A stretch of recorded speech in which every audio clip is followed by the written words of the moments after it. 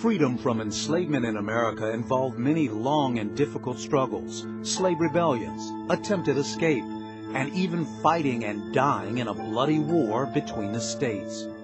The number of African Americans that fought in the Civil War was approximately 250,000. That would include United States colored troops, African Americans that fight in United States volunteer units, and in the U.S. Navy. The number of African Americans that lost their lives during the Civil War was approximately 40,000. But wartime sacrifice did not end the struggle for full freedom and equality, nor would the enactment of the 13th Amendment, which abolished slavery throughout the United States, nor the 14th Amendment granting blacks their rights as citizens, and not even the 15th Amendment, which granted all men the right to vote. The conscription of black troops in the Civil War began a new chapter in the continuing struggle for freedom, equality, and justice. When the Civil War began, it was not legal for men of African descent to join the Federal Army. In 1792, Congress had banned the enlistment of men of African descent into the Federal Army. In July of 1862, Congress gave President Lincoln the authority to recruit men of African descent into the Federal Army. But just how were slaves of African descent convinced to fight in the Civil War? What were they promised? How did they fight? And most importantly, what did they gain? How does the enslaved African American receive the news that he now has the opportunity to fight and win his freedom? With wild enthusiasm would be the words used by John S. Rock, the first African American to be admitted to the bar of the U.S. Supreme Court. It was with wild enthusiasm that these enslaved Americans could now join the Union Army, fight and win their own freedoms, but not only their own freedom, but the freedom of their own families.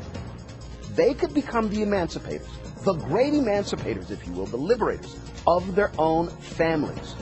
This was an opportunity of a lifetime. To assist recruitment efforts, abolitionist Frederick Douglass wrote a newspaper editorial entitled Men of Color to Arms. Douglass urged blacks to earn their equality and show their patriotism by fighting in the Union cause. The Massachusetts 54th Regiment was the first black unit to be formed. Two of his first recruits were his youngest son, Charles Douglass, and his eldest son, Lewis Douglass, who both enlisted in the 54th Massachusetts when it was first organized in February of 1863. His eldest son, Lewis Douglass, was quite skilled in drill when he got there, and he became the lead drill sergeant of the 54th Massachusetts.